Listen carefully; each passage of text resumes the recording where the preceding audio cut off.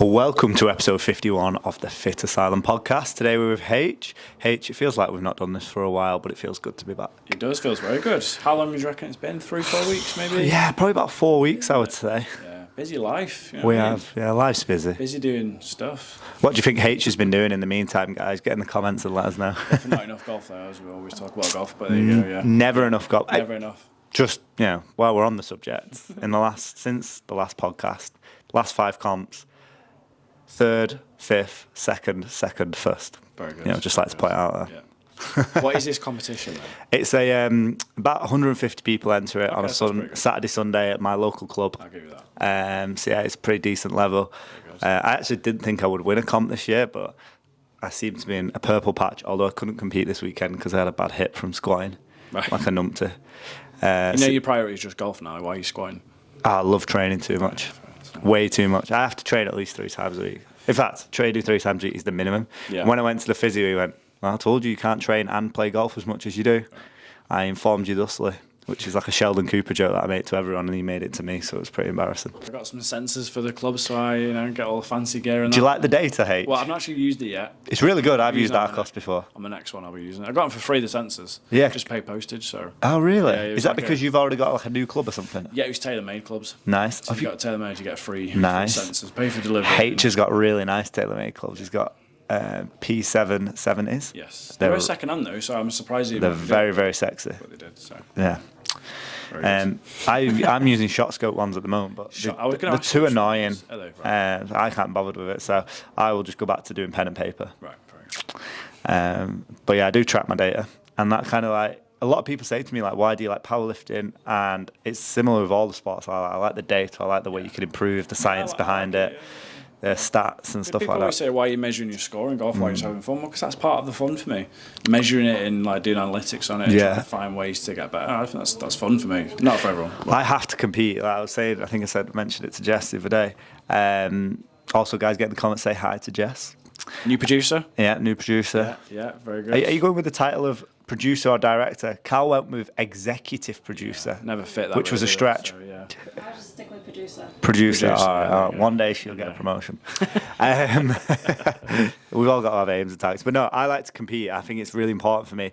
Since I'm not powerlifting or doing other things now, then obviously competition is important. And even if I'm playing like a casual round with my friends, I'm like, oh, should we put money on this hole, or should we have this competition or this competition?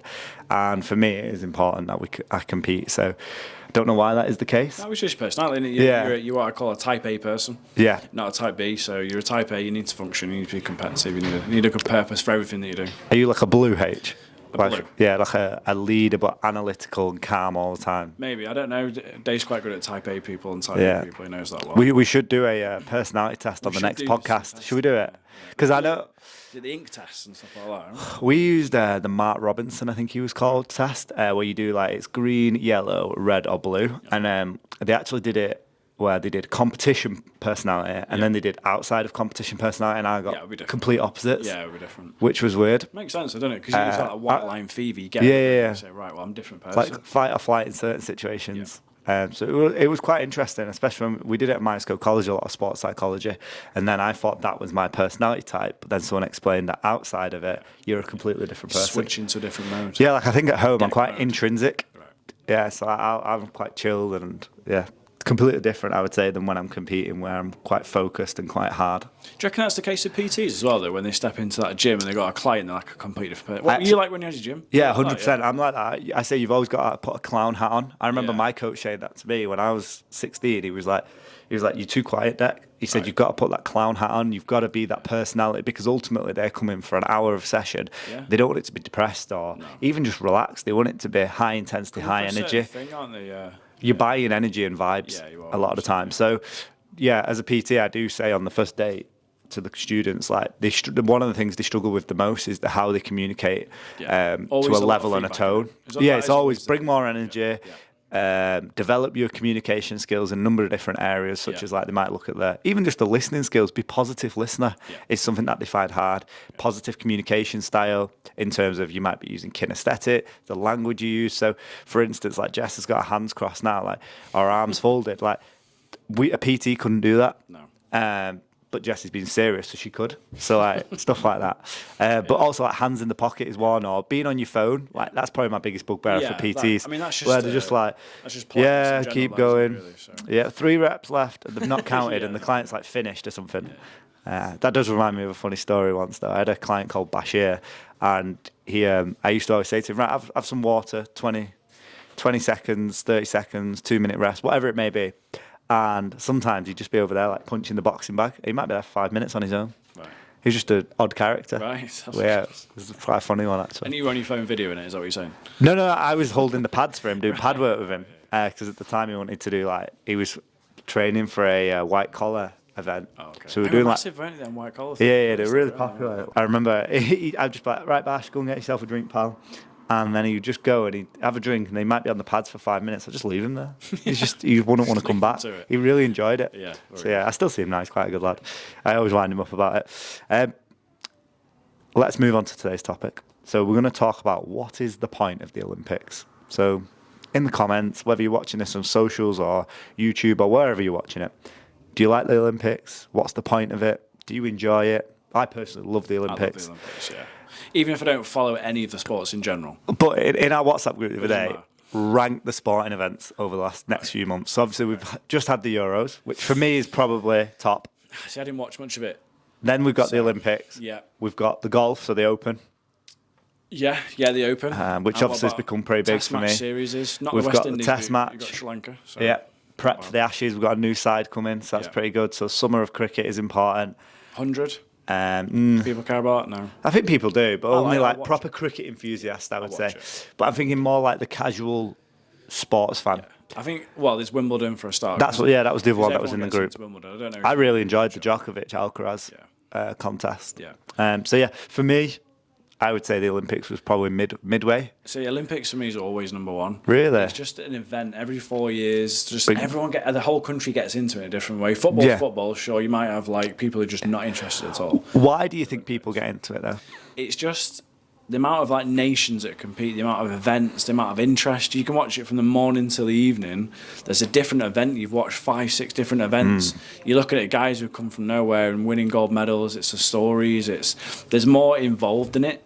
Whereas football's football, right? I suppose, there's an event for each person. It's on every day. And there's niche things that you never heard of. Have you ever been to the Olympics, H? Yeah, in Rio, yeah. Oh, really? Yeah, I went to the Olympics in Rio, and I would recommend just trying to get to some events. I know, obviously, it's in Paris, but... It's close for us this year. You can get over there, and even in Rio, for example, we were on Copacabana Beach. Yeah. You can get tickets. We were walking up and down. We saw the triathletes going into the sea, coming back. Nice. We saw sailing. Didn't get any tickets for it. We're just being around the environment. Events. That's amazing. Couldn't recommend it enough. If you get to Paris. I tried to go to the football because it's not all in Paris. It's obviously they spread it over the country.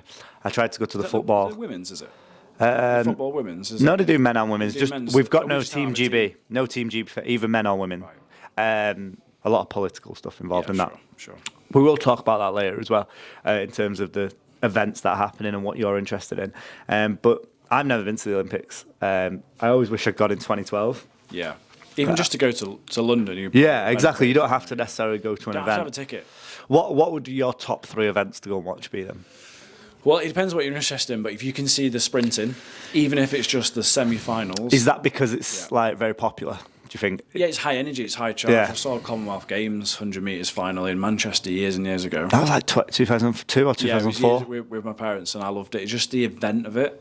Yeah. And then if you can go see something like the velodrome, the cycling again. Yeah, that'd be cool. The speed they go at and what everything happens, the technicality of it, that's what I would say. Yeah. Depends what you're into. Honestly. Mine would just be golf, football, weightlifting. See, golf at the Olympics doesn't have the same pull for me, even though I do like golf.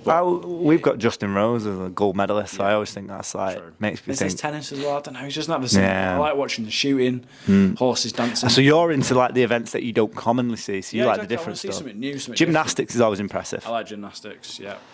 Yeah, the pommel horse on the floor. Rowing. Yeah, rowing. I like the rowing. It's quite big. Not the swimming. To be honest, the only thing I don't want to watch is the swimming. Really? Yeah, I'm just not into it. I don't want to. I do have it on the TV all the time. It literally just stays on the TV, especially the one in the kitchen. So with the Rio one, obviously we went, but the other 2 weeks, you'd watch it in the morning, wouldn't you? Yeah. Because it's on like during the night or whatever it is. Yeah. So you don't miss it. Whereas in Paris, you can watch it from morning till night. Yeah, I mean, guys, get in the comments. Let us know what events you're looking forward to. What would your top 3 events to go and watch at the Olympics be as well? Yeah. Dave, what's your favourite event at the Olympics? Swimming. Obviously. You watch that and let me know how it goes. Jess, what's your favourite event? Fencing. Fencing. That's a good one, You isn't wouldn't it? see that anywhere, would you? Where are you going to watch fencing? You're not? Big Bang Theory, they had it in once. Right. So, yeah. I take it you love that programme, though. Yeah, I do. Yeah, And Young Sheldon. Anything like that, man. Anything that makes me laugh. Awesome. So, in terms of the Olympics, what event would you be good at, though? Like, what is there something as a child you wanted to do? Well, I did long jump in high school. Nice. I was a bit of a sprinter, but then I lost all my speed. Just how that happens, you get older. Yeah, I think long jump's probably the nearest one I ever did. Or I don't know, what about you? Long distance running, I really like you? that. Yeah, I hate that. I just watched it. I don't know why. Was there any good long distance runners for us in the late 90s, early 2000s? Probably was, weren't there? It probably was, but I wouldn't know. I remember enjoying it. Is it Paula Radcliffe? I remember watching her. Sure. I don't know why. I enjoyed the long distance running when I was at school, but that was just something I See, Mo enjoyed. Farah's helped that a little bit. Yeah, he has. 5K, He's made it 10K. massive, hasn't he? Yeah, he's been good for that. That's pretty cool. But what event would you struggle with? Anything? Well, swimming. Probably that's why I don't Swimming. Like. That's probably why I don't enjoy it. I'm not a I'm great good swimmer. at it. Maybe diving. Imagine Diving. I think I'd be scared of that. Yeah. That board. Who's the big famous diver we've got? Well, Tom Daley. Tom Daley, I that's think it. he's still at Paris. I think Is it he? might be his last one, but he's still there, I think. Gold medal in the last one. Nice. Yeah. I don't think I'd be good at gymnastics. I admire it. I think it's amazing. But You got that hypermobility, haven't you? You'd be able to do the floor work. I'm not hypermobile, but I am relatively mobile in some areas. Joint areas. Yeah. And I think I don't get the horse riding one. No. I'm not a big fan of horses. I like the shooting one now. I did go clay pigeon shooting, and I enjoyed that. I feel like most people would think they're good at shooting. No one is. No. Yeah, I think it was out of 50 clays, and you Yeah. had to the winners were getting 40 odd. I was quite impressed with that. That was pretty good. I think I only got 9. Hand-eye coordination, that, isn't it? Yeah. Why is the cricket not at the Olympics? I think they could have the 100 In what or the T20. format? You know what I mean? Yeah, they could have the T20. It's not like there's a test, is there? No, you couldn't have a test. That'd be cool though. Test series across the Olympics. Yeah, you could do it. But what events are, like you said earlier, golf seems a bit odd being in the Olympics. Golf, tennis, football for me. Is that because we pointless. have enough of it elsewhere? Yeah, there's no point. Why are you trying to shoehorn these things in so people can care about a medal they don't care about? So, and also there's enough interest elsewhere. Yeah. Let's talk about the Keep the it to topics. athletics Yeah, and keep it to- sports that are not as, Yeah. dare I say, popular or as big. Yeah. It's like judo gets a good. Judo's pretty good. Gets a good The interest. boxing is always good. Boxing's It's well good. respected as well. I think the boxing is good because they're all amateur, Yeah. and it allows people to give them the springboard. I know they were discussing making them not amateurs. So anyone can come back and fight basically if Yeah. they wanted to. Yeah, that would be cool. That's pretty good. What about what about the PT side of things in the Olympics then? What can people in PT relate to in the Olympics? So one thing I did at my gym when we had the last Olympics was we held a little mini Olympic Games. Okay, that's cool. So stuff like lots of little events, but we tried to make it our own. So I remember we did a super total. So we did squat, bench, deadlift, clean and jerk and snatch. Yeah. We did stuff like that. We did running events. So every day there'd be a couple of different events, which would be pretty cool. You long jump over a box jump. No, we didn't do that. We tried to High keep it jump more over for it. our stuff, but keep it like an Olympic style. So like medalists. Yeah, 100%. And we just tried to make it a little bit of fun. And I think you could also, now looking back, I'd probably like to do it, incorporate the staff and try and make it fun social media content.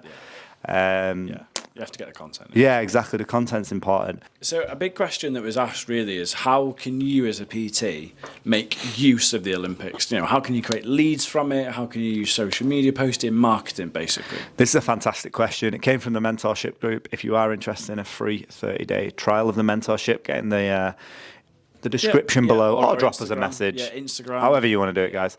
But yeah, it is a good question, and obviously we've gone into detail in the mentorship group, but it can affect the PT business drastically. It brings more eyeballs to sport, nutrition, health, lifestyle, fitness in a way that obviously other events don't. So it's fantastic from that regard. From your marketing, which obviously I think is more relevant to the question, you could tailor your whole 4 weeks of July, August, kind of like that 4 week period to really hone in and target it. So you could do like funny little challenges, like instantly in my head now I'm thinking, you could like reenact some of the events. You could host your own events. So if you're a gym that say, for instance, you might be doing spin classes in your gym. You might be hosting some of the cycling events that they're going to do at the Olympics. You could even set up your own little 100-meter dashes. You could have kids clubs, like little kids Olympics clubs, which I think would be really cool. You could even do funny posts. So you could get one of your PTs dressed up in like a leotard for doing some gymnastics and stuff. So you could make it really fun. You could make it a social event as well. Yeah, 100%. Yeah, show your personality. I always think that's one of the best bits about social media. It can kind of break down that stigma and the wall of everyone in the fitness industry is like really disciplined. Everyone in the fitness industry is born the way they are. Olympic breakfast. Yeah, that's really cool. Yeah, little funny ones. Olympic breakfasts.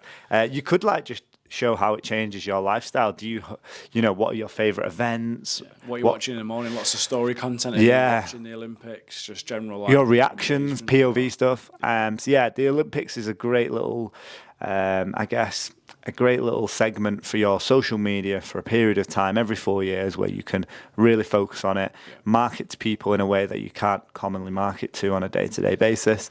And I guess just like Harry said, show your personality.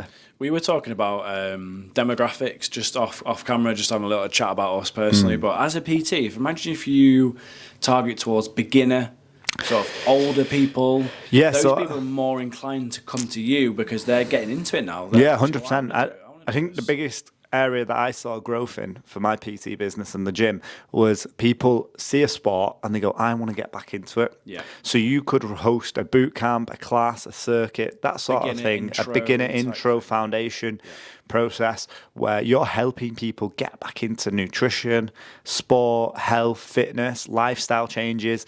It's a perfect opportunity for people. Usually the sun's out. Usually, rarely. Occasionally, the sun is out, and obviously that also breeds a good mood and good environment. And you could also take that then onto the park, host little athletic days, and you could use that athletic day as like an event to showcase your PT or gym business. So there's so many different avenues you could go down. You could go to your local park on a Saturday with all your clients and run nice little boot camp circuits, even your own little mini Olympic games, that sort of stuff. Have medals, have little fun interactions with your clients, because then your clientele may also look forward to the Olympics more in the future. So a little fun little tidbits for that.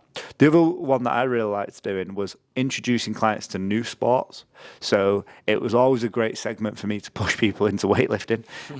So yeah, it was good for me. That's your niche though, wasn't it? More powerlifting for us, but our gym was weightlifting. So our weightlifting coaches would always host events. So if your gym or PT company or brand is that niche, you need to find a way to funnel these people to you and get them into the building. I remember Pish, Tom, and a couple of the other weightlifting coaches used to host like little watch-alongs. So they used to like when Lasher or Lu Zhao was lifting, they would host like specific ones. When Team GB were lifting, whether it be Sonny Williams or someone like that. It was really good for the clients to come and watch pro lifters because it's like motivational. Yeah, it's you're passionate about a topic as well. Yeah, exactly. That comes across when you're watching it, like watching football, whatever it is. And then it kind of led on to, how does Lasher train? Oh, well, this is how he trains. Oh, can we try that? Oh, I saw Lasher do this in his warm-up. Can we try that? So it does feed into the gym environment. It feeds into the community, and it just raises more eyeballs, awareness, and motivation, commitment. I can tell you, in Men's Health, in those 4 weeks, there'll be an article about how an athlete trains or how, which will be a load of rubbish. Which are always a bit sort of naff, but it's that kind of marketing, though, isn't it? It's like, well, let's train or eat like the athletes. Let's like make it. Yeah, 100%. Obviously, I was more into powerlifting, and I used to always wonder why powerlifting wasn't in the Olympics, which is always a surprise for people. But there's a lot of cross-pollination between powerlifting, weightlifting, and it's also to do with like the PED schemes and which association they're associated with. So that's why powerlifting isn't in the Olympics. And obviously, Ollie lifting in 2021 and 2022 looked like it was going to be banned from the LA Olympics. But obviously it's been reinstated now, and that's only recently as well as we're recording this podcast. We were talking about it as if it was not there. And so I can't imagine they did get banned, but then obviously they've reinstated it. There must have been a lot of radical changes. They'd have to. Briefly, before we started the podcast, I had a look at it, and it sounds like there've been a lot of changes with the IWF. to facilitate the IOC bringing them back into the Olympics, which is fantastic for the sport in general, as it was one of the founding sports in the original Olympics. Very good. So what is the point of Olympics? Do we feel like we've answered that? I feel like... What's your view of the point then, H? Yeah. I mean, the point of the Olympics is basically to generate interest, health and awareness to everything that we do on a day-to-day life. Could be anything from walking, running. Yeah. They got fast walking in the Olympics. Yeah, did it? Brisk walking. I think I've seen that. You got walking, you got running, you got any sport you want to do. It raises health and well-being for everyone in the country. The whole point is to get people interested and get them to find a love and a passion of their own, like we do with sport. I think economically it has a big benefit. Massive. Not necessarily for the country that it's just in, also the host country, but also economically for the other countries as well. But I think it's just a great way to showcase sport, health, fitness. Mental and just well-being will be at the forefront. Mental well-being. You know you'll see it at the Olympics. The athletes will come out and say something as they should do, which will create some will be struggling, some won't have made it. But yeah, it is a great way to showcase the skills because I always think that's the hardest part of the Olympics, the skills that some of these people have honed for years and years and years and years, and usually their whole life. It's watching the best of the best in one span of time and not having to filter on different sections. They're all in one place for 4 weeks, and it's the best event that anyone can really ask for. It's knowing the detail and discipline they've gone into that impresses me the most. But off camera, before the pod, Jess told me it was something to do with war, which is pretty cool, where they used to settle debates via this. So that's given me an idea. Maybe we should settle debates where who can deadlift the most. Whoever loses has to make the coffees for the rest of the year. That's a good one. Are you up for that, Jess? No. Okay, she's not keen on that. But what do you think, guys? Get in the comments. Let us know. How should we solve office debates with Olympic Games? Who can hold the handstand the longest? I reckon Jess would beat me at that. Like a wall handstand. Something like that would be pretty cool, wouldn't it? Yeah. But yeah, what sort of Olympic events would you like to see Fit Asylum trial? We could even just do like a 3-legged race, egg and spoon. Who do we think would be good at certain events? I reckon David would be pretty good at most of them. Yeah, he's pretty coordinated. I don't think Vic would want to partake. Soph and Nath would partake. What would Nath be good at? I reckon he'd be good at the walking. He'd be collating data and using AI somehow. Yeah, I could do a bit of judo if you want to do some judo. Oh yeah, H would tap me out. I'd be like this. Judo throws. Do we want to see H throw Nath? Judo throw. Yeah. What other sports? We could have a Fit Asylum Olympic golf game. We could do, yeah. That'd be a good one. Only us would be interested in that, though. Nah, true. No one else would care. But yeah, no, that's pretty cool. Have you enjoyed the talk about the Olympics, H? Has it made you excited? Because it's making me excited now. I haven't really thought about it because I'm watching the Open at the weekend. But after that, I'll be. Are you going to the Open? No. I wish we were going. That'd be cool. At Troon. No, but after that, I'm ramping it up. When's it start? August. I think it starts in 2 weeks. Next Friday. Yeah, 2 weeks. Wow. A week on Friday, guys. That is going to be cool. So in the comments, let us know what events you're looking forward to. Let us know what athletes you're supporting, and which event should we go and watch. We might not have mentioned an event that you're really interested in. I know my sister will probably be watching that dressage rubbish and the show jumping and all that rubbish. And yeah, obviously my niece is interested in that. So she does that sort of stuff now. I can see what Prim's interested in. Oh yeah, that'd be interesting because this will form her kind of sporting life. First time she's watched it, she's getting into golf because I'm false. But she, I think she'll be interested in it. So interesting to see what kids will go. Right, I want to watch that. Yeah, I think she'll just tell me if I want to watch that more. Like I said, as a child, everyone loves like watching the sprinting. Yeah. I remember watching Jessica Ennis-Hill and thought, that's quite cool. But yeah, what sports would you be interested in? Like when you was a child, Jess, what would you be interested in partaking in? I was doing rhythmic gymnastics. Rhythmic gymnastics. All that then, What is rhythmic gymnastics? Maybe that's the next podcast. Well, ask Jess. Maybe we have to get Jess on it. If I say something wrong, I'll ask her actually. Yeah. Guys, let us know, should we get Jess on the podcast to talk about rhythmic gymnastics? Is that just a hard version of gymnastics? Well, it's gymnastics with rhythm. Yeah, it's even harder for me then. I've got no rhythm if anyone's seen me dance. But yeah, H, what did you like though as a kid? Like just quickly before we finish and wrap up. I was mad into everything. I played cricket, lacrosse. No, I meant in the Olympics. At the Olympics. Is lacrosse at the Olympics? I presume it will be at the LA one. Sure it is. Did they have sevens rugby? Yeah, sevens is still I remember watching that. That was pretty sevens is good. still there. I did watch the rugby, yeah. I have a funny story. I did sevens rugby when I was at Myerscough College. They were short of a lad, so they said, "Oh, Dec, do you want to come play sevens?" I never really played rugby. They said, "Just catch the ball and run." Right. And then we played in this little tournament, and we got to like the semi-final, and I got hit really hard. I didn't play the final. I was like, no. Definitely not. No, I felt like I'd lost all my ribs. Did you only rucking or anything? No, I was literally just there to catch the ball and run. Right, just run. Yeah, I was doing quite well in the first 4 or 5 games. In the group games, no one had managed to hit me that hard. Right. And then in the semis, this lad hit me hard, and I was like, I'm not going back on. For everyone, Dec. I was only about 60 odd kilo at the time, so I was a tiny little lad, and it definitely hurt. But we did used to enjoy just throwing the rugby ball around. Yeah, that's fun. I did enjoy that. But I just love sport. I'll watch any sport. Yeah, same. So yeah, guys, I hope you've enjoyed this podcast episode. I hope you enjoy our waffle, and let us know any topics you'd like us to cover in the next one. That's episode 51. Still mad to say that. It is mad, isn't it? Awesome.